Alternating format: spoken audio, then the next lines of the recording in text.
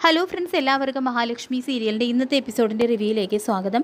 അങ്ങനെ ജാനമ്മയാണെങ്കിൽ അടുക്കളയിലെത്തി കുഞ്ഞിന് കൊടുക്കാനുള്ള പാല് തയ്യാറാക്കുന്നു. തുടർന്ന് ആരെങ്കിലും വരുന്നുണ്ടോ എന്ന് നോക്കിയിട്ട് താൻ കൊണ്ടുവന്നിരിക്കുന്ന ആ വിഷപ്പൊടി എടുക്കുന്നുണ്ട്. ഇതേസമയം മകൻ പറഞ്ഞ കാര്യങ്ങൾ ജാനമ്മയുടെ മനസ്സിലൂടെ കടന്നു പോകുന്നുണ്ട്.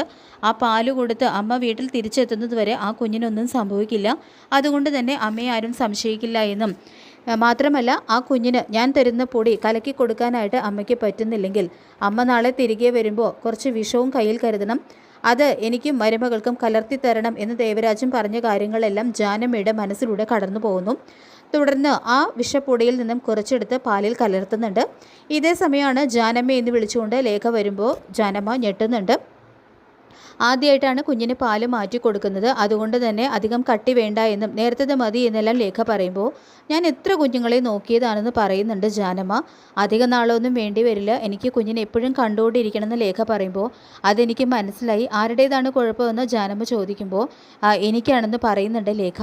ഇന്നത്തെ കാലത്ത് ഇതിനൊക്കെ ചികിത്സയില്ലേന്ന് ജാനമ്മ വീണ്ടും ചോദിക്കുമ്പോൾ എല്ലാ ചികിത്സയും നോക്കിയതാണ്, ഇനിയിപ്പോൾ ഒന്നിനും ഞാനില്ല, എനിക്ക് നീലമോളുണ്ടല്ലോ എന്ന് ലേഖ പറയുന്നതും ഇവിടുത്തെ സാറും കണ്ണൻ സാറും നല്ല ലോഹ്യത്തിലാണെന്ന് എനിക്ക് മനസ്സിലായി, എന്നാലും കുഞ്ഞുങ്ങളുടെ കാര്യം വരുമ്പോൾ എല്ലാവരുടെയും സ്വഭാവം മാറും, പ്രത്യേകിച്ച് അമ്മമാരുടെയെന്ന് ജാനമ്മ പറയുമ്പോൾ മഹി പ്രഗ്നൻ്റ് ആയത് മുതൽ ഞാനാണ് മഹിയെ നോക്കിയത്, അതുകൊണ്ട് തന്നെ നീലമോൾക്ക് മഹിയേക്കാൾ എൻ്റെ നെഞ്ചിൽ ചൂടാണെന്ന് പരിചയം എന്ന് പറയുന്നുണ്ട് കേട്ടോ ലേഖ.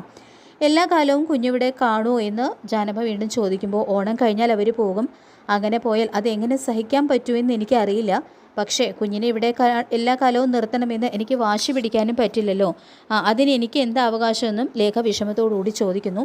ഏതായാലും കണ്ണേട്ടനും മഹിയും മറ്റുള്ളവരുടെ വേദന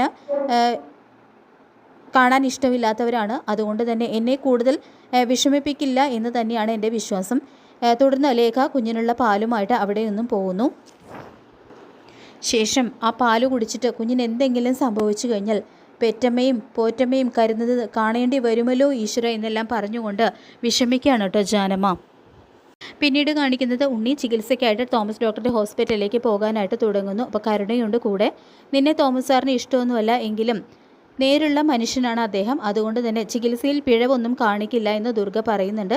ഇത് കേട്ടുകൊണ്ട് വരുന്ന കണ്ണൻ ഒരമ്പലം പോലെയാണ് തോമസ് സാറിൻ്റെ വീട്, അതുകൊണ്ട് മനസ്സൊക്കെ ഒന്ന് ശുദ്ധമാക്കാൻ നോക്ക്, ഒരു കാലിൻ്റെ സ്വാധീനം ഇല്ലാത്തതിൻ്റെ വിഷമം നിനക്കിപ്പോൾ മനസ്സിലാവുന്നുണ്ടല്ലോ, 1 വർഷം മുൻപ് വരെ 2 കാലിനും സ്വാധീനം ഇല്ലാത്ത ആളായിരുന്നു ഞാൻ, അപ്പോൾ ഞാൻ അനുഭവിച്ച ബുദ്ധിമുട്ട് എന്താണെന്ന് നിനക്കിപ്പോൾ കുറച്ചെങ്കിലും മനസ്സിലാവുന്നുണ്ടല്ലോ എന്നെല്ലാം കണ്ണൻ ചോദിക്കുന്നു. കാൽ നേരെയായി കഴിഞ്ഞാൽ നല്ല രീതിയിൽ ജീവിക്കണമെന്നാണ് കണ്ണൻ മോൻ പറഞ്ഞതെന്ന് ദുർഗ പറയുമ്പോൾ ഞങ്ങളിനി ആരെയും ദ്രോഹിക്കാനൊന്നും ഇല്ല അമ്മയെന്ന് കരുണ പറയുന്നതും നിന്നെയൊന്നും കുടിച്ച വെള്ളത്തിൽ പോലും വിശ്വസിക്കാൻ പറ്റില്ല. നീ ഇപ്പോൾ ചിന്തിക്കുന്നുണ്ടാവും, കണ്ണൻ ഞാൻ പ്രസവിച്ച മോനല്ലല്ലോ, ഉണ്ണിയല്ലേ എൻ്റെ സ്വന്തം മോൻ, എന്നിട്ടും ഞാൻ എന്താണ് ഇങ്ങനെയൊക്കെ പറയുന്നതെന്ന്. സ്വന്തം അച്ഛനെ സ്നേഹിക്കാത്ത മോനെ സ്നേഹിക്കാനായിട്ട് എനിക്കും പറ്റില്ല. സ്വന്തം അച്ഛൻ്റെ കൊലയാളിയുടെ മകളായ നിന്നെ തിരിച്ചു കൊണ്ടുവരാൻ പാടില്ല എന്ന് ഞാൻ ഇവനോട് പലതവണ പറഞ്ഞതാണ്, എന്നിട്ടും എൻ്റെ വാക്ക് ഇവൻ ചെവിക്കൊണ്ടില്ല. എന്നിട്ട് കണ്ണനെ കൊല്ലാനും നോക്കി. അങ്ങനെ കൊലയാളിയായ ഒരുത്തനെയും അവന് എല്ലാ സപ്പോർട്ടും നൽകുന്ന ഭാര്യയെയും എനിക്ക് പഴയതുപോലെ സ്നേഹിക്കാൻ പറ്റില്ല എന്ന് തന്നെ തുറന്നടിക്കുന്നുണ്ട് കേട്ടോ ദുർഗ. ഇത് കേൾക്കുന്ന ഉണ്ണി ഞങ്ങളിനി ഒരു മത്സരത്തൊന്നും ഇല്ല എന്ന് പറയുമ്പോൾ അത് പറഞ്ഞാൽ മാത്രം പോരാ, കാലിൻ്റെ സ്വാധീനം തിരിച്ചു കിട്ടിക്കഴിഞ്ഞാൽ നീ തന്നെ ഒരു ജോലി കണ്ടെത്തി നിൻ്റെ ഭാര്യയ്ക്കും നിങ്ങൾക്ക് ജനിക്കാൻ പോകുന്ന കുഞ്ഞിനെയും നോക്കണം. എന്നെയും എൻ്റെ ഭാര്യയെയും ഞങ്ങളുടെ കുഞ്ഞിനെയും നശിപ്പിക്കാനാണ് നിൻ്റെ പ്ലാനെങ്കിൽ എന്നെ സ്നേഹിക്കുന്നവരുടെ ഭാഗത്ത് നിന്ന് നിനക്കെതിരായിട്ട് എന്തെങ്കിലും ഉണ്ടായാൽ ഞാനത് തടയില്ല. മാർക്കോ ഇപ്പം നിൻ്റെ ഒരു കാലാണ് തല്ലിയൊഴിച്ചത്, ഇനി നിങ്ങളുടെ ഭാഗത്ത് നിന്ന് ഞങ്ങൾക്കെതിരെ എന്തെങ്കിലും ഉണ്ടായിക്കഴിഞ്ഞാൽ നീ ജീവിതകാലം നീ ഇനി ഒരിക്കലും വീൽ ചെയറിൽ നിന്നും എഴുന്നേൽക്കില്ല എന്നും പറയുന്നുണ്ട് കേട്ടോ കണ്ണൻ. തുടർന്ന് നല്ല മനസ്സോടെ പ്രാർത്ഥിച്ച് ചികിത്സ പൂർത്തിയാക്കാൻ പറഞ്ഞുകൊണ്ട് അവരെ പറഞ്ഞു വിടുന്നു. ശേഷം ഉണ്ണിയേട്ടൻ വിഷമിക്കേണ്ട, അയാൾക്കുള്ളത് വയറ് നിറച്ച് എൻ്റെ അച്ഛൻ കൊടുത്തോളൂ എന്ന് പറയുന്നുണ്ട് കേട്ടോ കരുണ ഉണ്ണിയോട്. പിന്നീട് ഉണ്ണിയും കരുണയും തോമസ് ഡോക്ടറുടെ ഹോസ്പിറ്റലിൽ എത്തുന്നു. അപ്പോൾ പ്രതാപനും അവരെ അവിടെ കാത്തു നിൽപ്പുണ്ട്. ഉണ്ണി വീൽ ചെയറിൽ വരുന്നത് കാണുമ്പോൾ വേണ്ടാത്ത പണിക്ക് പോയിട്ടല്ലേ ആ മാർക്കോ നിൻ്റെ കാല് തല്ലിയൊടിച്ചതെന്ന് പ്രതാപൻ ചോദിക്കുന്നു. തുടർന്ന് നിങ്ങളെന്താ എവിടെയെന്ന് ചോദിക്കുമ്പോൾ ആ മാർക്കോ എൻ്റെ ശരീരത്തും പെരുമാറി കർക്കിടകമായതുകൊണ്ട് ഒന്ന് തടവാൻ വന്നതാണ്. നിൻ്റെ വീട്ടിലേക്ക് നിൻ്റെ അമ്മ പിന്നെ എന്നെ കയറ്റില്ലല്ലോ, അപ്പോൾ ഇവിടെ വന്നൊന്ന് നിന്നെ കാണാമെന്ന് കരുതിയെന്നും പ്രതാപൻ പറയുന്നു. ഇതേ സമയം തന്നെ വാമനും വരുന്നുണ്ട്. തുടർന്ന്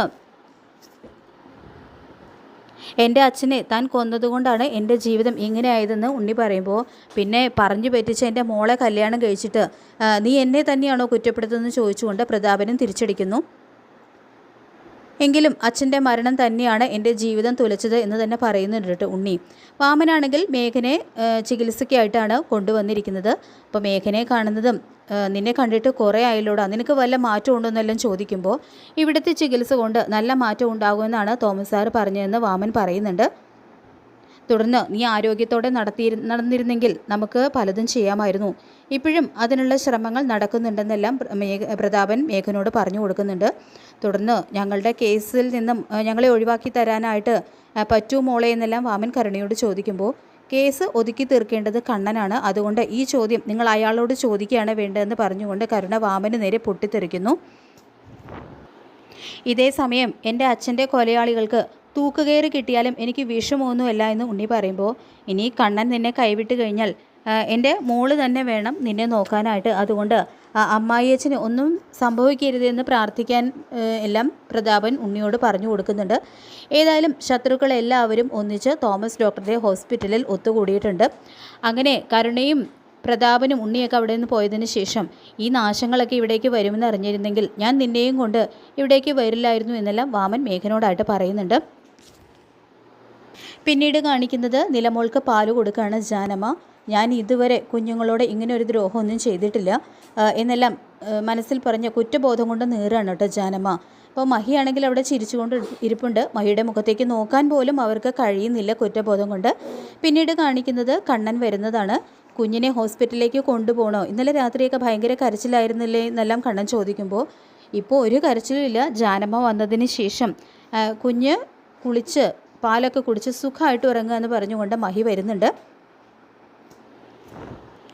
തുടർന്ന് മോള് പാല് കുടിക്കാനൊന്നൊരു മടിയും കാണിച്ചില്ലല്ലോ എന്ന് ചോദിക്കുമ്പോൾ, പാട്ടും പാടി ജാനമ്മ മോൾക്ക് പാല് കൊടുത്തു എന്ന് പറയുന്നുണ്ട് കേട്ടോ മഹി.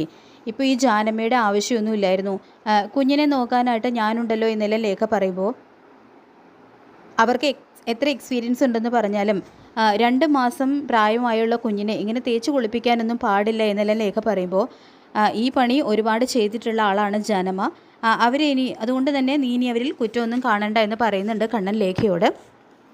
ഇതേ സമയം അനന്തവും പറയുന്നുണ്ട്, ഇപ്പോൾ മഹിയുടെ അമ്മയാണ് ഇവിടെ വന്ന് നിന്നിരുന്നതെങ്കിൽ കുറച്ച് നാൾ കുഞ്ഞിനെ നോക്കാൻ വേണ്ടിയിട്ട് ജാനമ്മയെ പോലെ തഴക്കവും പഴക്കവും ഉള്ള ഒരാൾ തന്നെ വേണമായിരുന്നു എന്ന് പറയുന്നുണ്ട്. തുടർന്ന് കണ്ണൻ കുഞ്ഞിനെ കാണാനായിട്ട് മുകളിലേക്ക് പോകുന്നു. അതിനുശേഷം ലേഖ അനന്തുവിനോട് പറയുന്നുണ്ട്, എന്തിനാ ജാനമ്മ ഇവിടെ നിൽക്കുന്നത്, കുഞ്ഞ് കുറച്ച് ദിവസം മാത്രമല്ലേ ഇവിടെ കാണുള്ളൂ, അത്ര ദിവസമെങ്കിലും എനിക്ക് കുഞ്ഞിനെ നോക്കണമെന്നെല്ലാം ലേഖ വിഷമത്തോടെ പറയുമ്പോൾ, ഇവിടെ വന്ന ഹോം നേഴ്സിന് പകരമായിട്ടല്ലേ ജാനമ്മ വന്നത്, ആ ഹോം നേഴ്സ് ഉണ്ടായിരുന്നെങ്കിലും കുഞ്ഞിനെ അവർ തന്നെയല്ലേ നോക്കിയിരുന്നു ചോദിക്കുമ്പോൾ, ലേഖയ്ക്കാണെങ്കിൽ അതൊന്നും തീരെ ഇഷ്ടപ്പെടുന്നില്ല. അപ്പോൾ അനന്ത് പറയുന്നുണ്ട്, നീ ഇങ്ങനെ ആവല്ലേ ലേഖയെ, എത്ര ദിവസം നിനക്ക് കുഞ്ഞിനെ നോക്കാൻ പറ്റും, നമ്മൾ യാഥാർത്ഥ്യം ഉൾക്കൊള്ളണം, കണ്ണനും മഹിയും ആയതുകൊണ്ട് മാത്രമാണ് കുഞ്ഞിൻ്റെ മേൽ നമുക്ക് ഇത്രയും അവകാശം തന്നത്, അത് നമ്മൾ ഒരിക്കലും മിസ്യൂസ് ചെയ്യാൻ പാടില്ല എന്നെല്ലാം അനന്ത് പറഞ്ഞു കൊടുക്കുന്നുണ്ട് കേട്ടോ ലേഖയോട്. പിന്നീട് ജാനമ്മയെ മകൻ വിളിച്ചിട്ട് എന്തായെന്ന് ചോദിക്കുമ്പോൾ, നീ പറഞ്ഞതുപോലെ മഹാപാപമൊക്കെ ചെയ്തു വെച്ചിട്ടുണ്ട്, മരിച്ചതുപോലെയാണ് ഞാനിവിടെ നിൽക്കുന്നത്, അത്രയ്ക്കാണ് ആ 2 അമ്മമാർ ആ കുഞ്ഞിനെ സ്നേഹിക്കുന്നത് എന്നെല്ലാം പറഞ്ഞുകൊണ്ട് ജാനമ്മ അയാളുടെ നേരെ പൊട്ടിത്തെറിക്കുന്നു. അപ്പോൾ നിങ്ങൾ നിങ്ങളുടെ കുടുംബത്തെ സ്നേഹിച്ചാൽ മതി എന്നെല്ലാം അയാൾ പറയുമ്പോൾ ദേഷ്യത്തോടെ അയാളെ ആട്ടി വിടുകയാണ് കേട്ടോ ജാനമ്മ. ഏതായാലും ജാനമ്മ ചെയ്തു പോയ മഹാപാപം ഓർത്ത് കരയുന്നത് കാണിച്ചാണ് എപ്പിസോഡ് അവസാനിക്കുന്നത്. ഈ റിവ്യൂ ഇഷ്ടപ്പെട്ടെങ്കിൽ ലൈക്ക് ചെയ്യുക, ചാനൽ കൂടി ഒന്ന് സബ്സ്ക്രൈബ് ചെയ്ത് സപ്പോർട്ട് ചെയ്യുക. താങ്ക്